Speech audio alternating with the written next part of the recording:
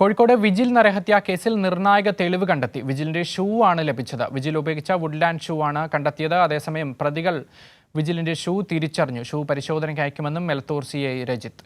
ഒരാൾ കൂടി പിടിയിലാവാനുണ്ട്. ഇന്നത്തെ തെരച്ചിൽ അവസാനിച്ചു. നാളെ വീണ്ടും തെരച്ചിൽ നടത്തുമെന്നും CI രഞ്ജിത്ത് പറഞ്ഞു.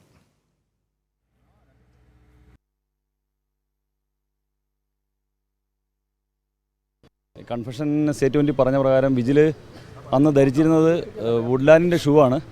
നമ്മളിന്നിപ്പോൾ രണ്ടാമത്തെ ദിവസം ആഫ്റ്റർനൂണാണ് പിന്നെ ആ ഷൂസ് കിട്ടിയതും പ്രതികളത് ഐഡൻറ്റിഫൈ ചെയ്തിട്ടുണ്ട്. പ്രതികൾ പറഞ്ഞ പ്രകാരമുള്ള വുഡ്ലാൻഡിൻ്റെ ഷൂ ആണ്.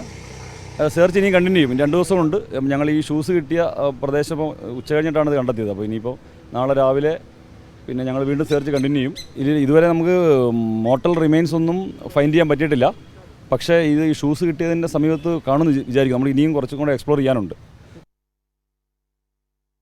കോഴിക്കോട് നിന്നും ചേതൻ സാജൻ കൂടുതൽ വിവരങ്ങളുമായി ചേരുന്നുണ്ട്. ചേതൻ, ഏറ്റവും നിർണായകമായിട്ടുള്ളൊരു തെളിവാണ് ഇപ്പോൾ ലഭിച്ചിരിക്കുന്നത്. ഇപ്പോൾ തിരച്ചിൽ അവസാനിച്ചിരിക്കുന്നു എന്നാണ് മനസ്സിലാക്കുന്നത്. എന്താണ് കൂടുതൽ വിശദാംശങ്ങൾ? തീർച്ചയായും അക്ഷയ്, വിജിൽ തിരോധാന കേസിൽ ഇന്നത്തെ പരിശോധന പോലീസ് അവസാനിപ്പിച്ചിരിക്കുകയാണ്. അല്പസമയം മുമ്പ് എലത്തൂർ CI, അന്വേഷണ ഉദ്യോഗസ്ഥനായ എലത്തൂർ CI രഞ്ജിത്ത് മാധ്യമങ്ങളെ കണ്ടിരുന്നു. അദ്ദേഹം പ്രധാനമായും ഇന്ന് പറഞ്ഞത് ഇന്ന് നിർണായകമായ ഒരു ദിവസമായിരുന്നു. ഈ സംഭവവുമായി ബന്ധപ്പെട്ട് വിജിലിൻ്റെ വുഡ്ലാൻഡ് ഷൂ, ഇടത്തേക്കാലിൽ അണിയുന്ന വുഡ്ലാൻഡ് ഷൂ ലഭിച്ചിട്ടുണ്ട്. ഇത് വിജിലിൻ്റേതാണെന്ന് 2 പ്രതികളും സമ്മതിച്ചിട്ടുണ്ട്.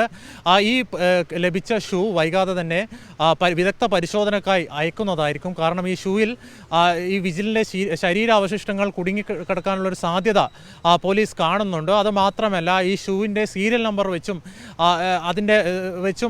ഈ വുഡ്ലാൻഡ് കമ്പനിയിൽ പരിശോധന നടത്താനുള്ള സാധ്യതയും കൂടി പോലീസ് പ്രധാനമായും പങ്കുവയ്ക്കുന്നുണ്ട്.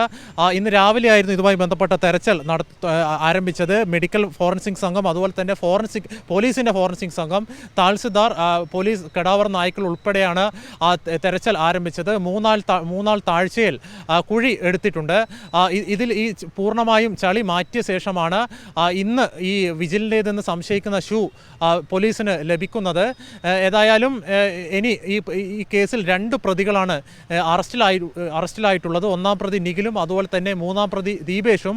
2-ാം പ്രതി രഞ്ജിത്ത് ഒളിവിലാണ്. ഇയാളെ പിടികൂടാനുള്ള ശ്രമം എലത്തൂർ പോലീസ് ഊർജിതമാക്കിയിട്ടുണ്ട്. ഇയാളിപ്പോൾ ഇയാൾക്കെതിരെ ലുക്കൌട്ട് നോട്ടീസും പോലീസ് പുറപ്പെടുവിച്ചിട്ടുണ്ട്.